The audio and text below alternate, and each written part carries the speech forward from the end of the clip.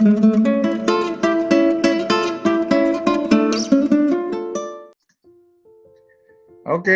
selamat malam, Liping. Apa kabar? Malam Pak Mike, luar biasa. Selalu harus luar biasa ya. Nah, ini kan terakhir kan kamu habis closing tuh, yang double apa ya? Double deluxe ya? Pasti yang tiga ya, triple ya? Triple ya? Oke. Nah, jadi pada kesempatan ini saya mau dengar dan sekalian sharing-sharing, mungkin bisa bantu untuk ya mungkin satu memotivasi teman-teman juga supaya tetap semangat walaupun sekarang ini keadaannya lagi COVID-19, tapi tetap bisa sales. Kamu telah membuktikan itu, ya. Dan kemudian yang kedua, mungkin ada kiat-kiat apa gitu nanti, ya. Nah, supaya mungkin enak kita ngobrolnya, mungkin saya ngajukan pertanyaan nggak banyak, cuma 7 pertanyaan. Yang pertama, kamu sudah berapa lama kena bisnis rumah masa depan, termasuk GS dan Gera Sentosa maksudnya ya, sama Nana Rohana? Sebenarnya saya berkecimpung di Geraha Sentosa ini di bulan Oktober 2019, diajak sama Tante Tera. Tapi sebelumnya tahun 2018 itu saya ke salah satu pemakaman di Karawang juga karena Mama meninggal. Terus saya tuh tertarik, wah ini kan tanah segini harganya selangit, tapi yang beli banyak dan itu memang kebutuhan. Dan itu terus selalu yang membuat saya pengen tahu gimana sih melakukan ini. Nah, pas Oktober saya diajak, makanya dari sana awal saya mengenal bisnis ini rumah masa depan ini di Oktober 2019. Oke, Oktober 2019 berarti belum lama ya, belum ada setahun ya? Belum ada setahun. Nah, tapi kamu lihat prestasinya sudah cukup bagus. Nah, jadi kemudian yang kedua ya, kamu kan bilang kamu tertarik, mulai tertarik. Apa yang membuat kamu sampai sangat tertarik sama bisnis ini? Yang membuat saya greget mau gabung itu yaitu setiap makhluk hidup pasti meninggal. Itu udah pasti. Dan kalau meninggal pasti membutuhkan tempat untuk taruh tempat peristirahatan terakhir. Kalau orang punya rumah, mau beli di mana aja bisa. Tapi kalau untuk tanah makam nggak bisa, mau di sini langsung bisa beli. Dia harus punya tempat khusus. Jadi nggak bisa seenaknya aja. Sekalipun dia banyak uang, saya mau begitu dia suka tunjuk. Jadi makam nggak bisa. Jadi ini peluang bisnis yang sangat bagi saya itu dibanding dari semua ini bisnis yang sangat menjanjikan karena pasti ini kebutuhan yang mendasar. Oke, bagus. Oke, jadi prinsipnya adalah kamu menyadari bahwa ini ada produk yang kebutuhan ya, dan semua orang membutuhkan ini, gitu. Oke, bagus. Kemudian yang ketiga, pada saat kamu mulai, apa kendala kamu pada saat awal bergabung? Pada awal bergabung tuh, awal-awal sekali, apa yang membuat kendala-kendala yang berat? Kan setiap bisnis ini kan, kalau kita mulai pasti awalnya berat ya. Nah, apa tuh yang berat di kamu awalnya? Awal yang berat itu sebenarnya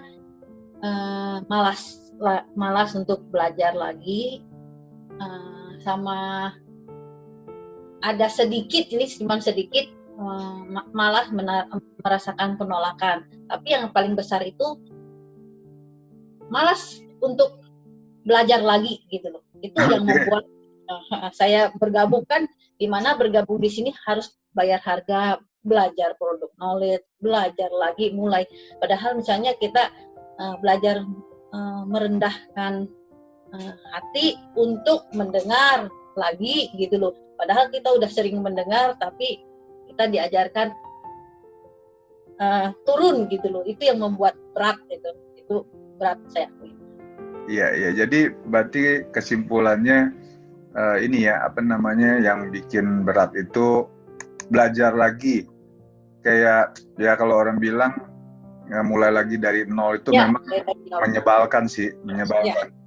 Tapi pada saat itu akhirnya kamu gimana tuh? Pertanyaan keempat nih, bagaimana kamu menghadapi kendala itu yang merasa malas mulai lagi dari nol? Apa yang membuat kamu akhirnya kamu bisa hadepin itu kendala itu? Saya selalu berpikir begini, saya punya mimpi besar.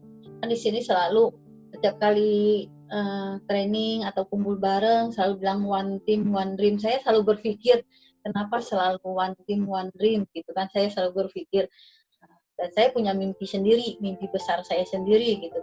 Dan itu yang membuat saya selalu untuk mimpi besar saya apa, mimpi besar saya apa. Saya harus ngejar mimpi besar saya. Cara saya belajar lagi, praktek, membina hubungan, itu yang terus diulang-ulang. Kalau saya nggak punya mimpi besar, saya pasti balik ke nomor 3 dan saya hilang gitu. Iya. Nah ini nggak ada di pertanyaan saya, tapi ini menarik kalau menurut saya yang namanya dreams itu bisa bikin kamu bergerak. Dan saya percaya memang itu adalah bensinnya yang bisa menyulut kamu bisa bergerak. Nah, dreams-nya apa sih yang bisa begitu kuatnya sampai kamu itu bisa melawan kendala kamu yang pertama yang tadinya males itu jadi bisa enggak gitu? Dream saya memang banyak sekali mimpi yang saya inginkan, tapi terlalu banyak mimpi itu juga nggak benar ya. Akhirnya mimpi saya satu, saya bilang saya ingin semua orang dengan saya punya hubungan yang baik. Terus rasa malas saya ini harus hilang karena dengan saya, kalau saya belajar rendah hati, pasti Tuhan buka jalan. Jadi itu aja sih, saya harus mimpi besar saya membina hubungan ke semua orang lain, ke semua orang baik gitu. Nah, tanpa hubungan yang baik, jalan saya sempit. Itu Pak Mike. Halo Pak Mike. Iya. Oke, kita lanjut. Dengar dengan suara saya? Dengar. Oke. Jadi apa sih namanya? Berarti kamu itu mempunyai dreams supaya bisa berhubungan baik dengan orang, ya. Kemudian, jadi intinya adalah kamu mempunyai satu dreams, kamu bisa apa ya? Bisa punya teman banyak gitu ya, atau gimana? Sebenarnya bukan Pak, dengan kita berhubungan baik sama orang lain, semua peluang terbuka untuk kita. Iya. Saya membuka semua peluang untuk diri saya sendiri. Kalau saya mimpi saya kecil, peluang untuk saya juga kecil gitu Pak. Makanya saya bilang ini one team, one dream. Saya berusaha Pak Mike membuat suatu tim yang menjadikan suatu mimpi. Saya sedang membuat mimpi saya sendiri gitu kan. Mimpi yang saya sendiri yang saya buat, yaitu membuka peluang untuk diri saya sendiri sebesar mungkin gitu loh. Dan saya berpikir seperti itu dengan saya bergabung di sini, yaitu membuka peluang dengan mimpi saya ini. Semua bisnis saya bisa rangkul lewat rumah masa depan ini gitu. Jadi setuju. Bersyukur sampai hari ini itu datang aja bisnis itu dengan membuka peluang dengan belajar lagi dari awal. Iya. Oke. Memang berarti intinya kamu menyadari bahwa suatu hubungan yang bagus dengan banyak orang, atau kita yang sebutnya sebenarnya sama juga yang dengan yang saya sebut network. Network, ya kan? Nah, jadi dengan adanya network, kamu intinya mau jual makan kayak mau jual apa aja, atau peluang bisnis yang lain pun akan bisa datang dengan sendirinya begitu ya. Jadi peluang kamu jadi semakin luas, kesempatan kamu semakin luas, betul ya? Iya Pak. Oke. Nah ini sebenarnya menarik sekali, Liping, karena ini adalah teori yang saya ajarkan, yaitu yang saya bilang memperbesar kemungkinan hoki. Hoki itu salah satunya adalah network. Semakin besar kamu punya network, semakin besar kamu punya kenalan-kenalan teman-teman, itu semakin besar hoki itu akan datang, kesempatannya akan datang ke kamu. Kalau misalnya temannya dikit kan, siapa yang mau, ya 5 orang ya mungkin awalnya cuma 5 bisnis, tapi kalau 100 kan 100 bisnis kan, kurang lebih begitu. Ya, jadi oke, bagus sekali itu sangat unik, kamu punya dreams tetapi sangat masuk akal dan itu bisa terwujud, ya. Oke, baik. Kemudian yang berikutnya, apa kamu pernah down nggak? Pada lagi jalanin ini kan pasti kan ada penolakan atau kegagalan atau mungkin rasa boring atau merasa kok masih baru mulai, ya duitnya masih sedikit dan seterusnya. Jadi banyak hal-hal yang membuat kamu down mungkin atau putus asa. Pernah nggak kamu begitu? Jujur waktu pertanyaan ini saya tertawa sendiri, Pak.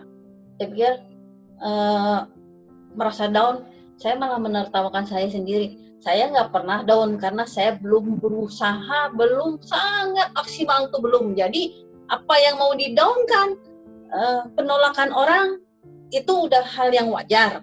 Iya. Sekali, 2 kali, 3 kali itu hal yang wajar karena berarti hubungan saya dengan dia belum saya dapat. Jadi saya belum sampai saat ini saya malah tertawa terbahak-bahak. Saya nggak pernah down dalam perkara hal yang ini. Mungkin yang saya bisnis yang lain saya ngalamin down ada, saya akuin. Tapi untuk rumah masa depan ini jujur saya nggak, sampai saat ini saya nggak down. Malah saya suka berpikir kok saya belum berhasil. Saya malah suka kesel sama diri saya. Yang lain bisa closing, kenapa saya enggak? Iya. Itu yang membuat saya sampai saat ini saya nggak down gitu, Pak. Oke, boleh nggak saya simpulkan satu? Mungkin passion atau keinginan kamu ya di bisnis ini tuh sangat besar dan sangat positif, sehingga negatif yang kecil-kecil atau besar yang mungkin besar bagi orang lain, tapi bagi kamu jadi kecil. Mungkin nggak begitu? Mungkin orang, saya kurang ngerti, tapi kalau misalnya orang menganggap wah kalau bisnis ini karena banyak penolakan, ya saya pikir karena melihat udah menyerah sama diri sendiri, padahal ini bisnis yang bagi saya itu ini bisnis yang golden gitu, dibanding jual properti, dibanding jual yang apa-apa. Jujur bisnis ini nggak akan saya tinggalin. Pokoknya ada masalah apapun juga bagi saya bisa lewatin bisnis ini, karena untuk ini nggak akan saya tolak lah gitu. Ada masalah apapun saya pasti bisa lewatin karena saya tahu ini bisnis luar biasa. Iya. Nah, ini saya ambil satu benang merahnya atau kesimpulan yang kamu ceritakan. Kalau saya lihat itu kamu ini sangat positif dan sangat percaya dengan bisnis ini. Ya, sama seperti yang tadi sebelumnya saya bicara bahwa keinginan kamu ini yang begitu besar dan percaya bahwa bisnis ini bisa menghasilkan, sehingga masalah-masalah yang mungkin bagi orang lain itu besar, karena mereka keinginannya nggak sebesar kamu. Ya karena keinginan kamu besar, ini jadi masalah kecil. Karena kamu begitu, sama seperti gini loh, kayak misalnya contoh lagi banjir ya. Kalau misalnya nggak tahu Bandung banjir nggak, kalau Jakarta kan sering banjir ya. Nah, pada saat misalkan kamu membutuhkan, misalnya anak kamu ada di tempat yang memang di tengah-tengah banjir yang kamu mesti ke sana, ya. Nah, kamu pasti akan berusaha dan banjir itu kamu terobos dengan sekuat tenaga, kamu terobos, betul kan? Tapi kalau misalnya di sana cuma mau ambil makanan misalkan, ya kamu bilang aduh banjir gini nggak usah lah, kenapa saya mesti banjir ambil makanan doang gitu kan, saya juga bisa dari ambil tempat lain. Nah di sini sebenarnya satu peristiwa perjalanan melewati banjir adalah peristiwa yang sama, tetapi keinginan kamu untuk mencapainya berbeda. Yang satu kita mau nolongin anak kita keluar dari lokasi banjir, yang satu lagi cuma mau ngambil makanan. Nah ini adalah sebenarnya seberapa besar kita ini yang menganggap bisnis ini. Jadi kalau bisnis ini adalah bisnis yang seperti yang kita bilang kita mau jemput anak kita, jadi masalah kita terobos banjir itu juga bukan masalah lagi. Nah ini yang saya lihat dari kamu tuh seperti itu. Oke, bagus sekali. Kemudian pertanyaan yang berikutnya berarti tidak ada, karena pertanyaan berikutnya sebenarnya bagaimana kamu mengatasi down ini, tapi ini saya skip ya. Kemudian sekarang yang terakhir berarti apa kiat-kiat kamu buat teman-teman ya, supaya mungkin teman-teman juga bisa berhasil seperti kamu, mempunyai semangat yang sama seperti kamu. Gimana? Putus, apa Pak. yang kamu mungkin mau berbagi? Putus. Halo, Putus, Pak. kedengaran suara saya? Nah, sekarang kedengeran. Oke, jadi apakah mungkin bisa berbagi sama teman-teman kiat-kiat atau mungkin apa yang bisa membuat kamu begitu mau bertahan terus, ya kemudian maju terus, dan kemudian kamu begitu mengabaikan yang namanya masalah, dan kemudian bisa mau mengejar apa yang kamu mau gitu. Apa yang kamu mau share sama teman-teman? Saya mau share ini pertanyaan kembali lagi yang Bapak skip tadi, pertanyaan nomor 6 itu kalau menghadapi down itu sebenarnya bahwa kita harus sadari bahwa rumah masa depan ini adalah kebutuhan setiap orang. Bahkan bayi yang belum masih dalam kandungan pun dia pasti membutuhkan untuk rumah masa depan ini. Jadi pada saat mulai down, berpikirlah bayi dalam kandungan pun membutuhkan ini. Jadi jangan sampai down, selalu jadi ingat lagi. Apalagi orang yang udah lansia. Terus satu hal, untuk membuka peluang bisnis untuk diri sendiri, misalnya, wah saya nggak cocok nih di rumah masa depan. Tapi satu, yaitu balik lagi, terus membina hubungan. Karena apa? Membuka bisnis, peluang bisnis untuk diri sendiri. Terus jangan untuk kita, terus jangan minder bahwa wah saya nggak bisa gitu loh. Karena kalau kita udah minder, kita ditanya apapun juga kita udah kelabakan. Awal saya kenal produk ini, saya juga nggak bisa, tapi saya pede aja gitu loh. Saya tinggal guide yang jagonya. Saya guide yang jagonya nemenin saya, terus saya memperhatikan, dan kedua ketiga kita sih udah bisa praktek sendiri gitu loh. Terus lakukan dengan profesional, terus dengan tulus hati, pelayanan dengan tulus hati, jangan diembel-embeli dengan harapan ada tip, ada uang, ada apa. Lakukan sekalipun itu nggak closing, tapi closingnya nanti gitu. Pegang prinsip berkatmu bukan hanya dari sini, kalau nggak closing pasti ada yang dari yang lain. Nah, pada saat dari yang lain itu mungkin keluarganya, mungkin semuanya yang akan teringat. Kemanapun saya cerita pergi, saya itu bisnis rumah masa depan loh. Kalau kalian butuh apapun tentang makan, tentang hal-hal yang lain, hubungin saya. Nggak beli makan juga, nggak apa-apa, nggak beli kotak abu pun nggak apa-apa. Kalau saya bisa melayani kalian itu saya udah senang. Dan orang akhirnya satu persatu, kalau ada yang meninggal, ada yang musibah, dia teringatnya cuma sama Liping. Oh, Bapak panggil Liping, begitu masuk rumah sakit udah ICU, panggil Liping. Nggak jadi pun beli sama kita bisa bantu ke tempat yang lain. Sebenarnya kalau membuka peluang bisnis untuk rumah masa depan ini sangat luar biasa. Profesional aja, dengan latar belakang bermacam agama, kita hargai agama mereka gitu. Dan mereka pasti bisa. Satu hal, jangan minder, terus belajar terus, karena dengan belajar rendah hati, kita akhirnya jadi belajar jadi pinter gitu. Itu sih Pak Mike. Terima kasih. Nah, ini yang menarik ya, nasihat kamu, sebenarnya nasihat kamu sama nasihat Inge yang di terakhir, itu saya nggak setting kan sama kamu, saya nggak janjian suruh kamu jawab apa kan. Nah, ini cuman yang menarik ini ya, Inge juga sama, saya juga nggak suruh dia harus jawabnya apa, cuman dia mengungkapkan apa adanya. Nah, yang lucu di sini ada satu kesamaan, yaitu kerendahan hati, ketulusan. Nah, jadi memang makanya kenapa waktu pada saat saya presentasi pada agen-agen baru, saya bilang selalu yang namanya ada ketulusan dan kerendahan hati. Ya, jadi yang seperti kamu bilang sangat benar, yaitu kita layanin aja dengan senang hati, mau dia beli nggak beli itu urusan belakang. Karena dengan demikian mereka sudah mendapatkan satu koneksi yang bagus dengan kamu. Ya, mungkin dia nggak cocok, tetapi kan dia punya saudara, dia punya teman, dia punya relasi dan lain-lain, dan itu akan bisa mencari kamu pada waktunya. Walaupun mungkin waktunya bukan sekarang. Nah, tapi kalau kamu tebarkan begitu banyak, Ya kalau kamu cuma tebar satu, ya nunggunya kan lama ya, cuma satu. Tapi Iya. kalau tebarnya banyak, begitu banyak, pasti kan akan berdatangan.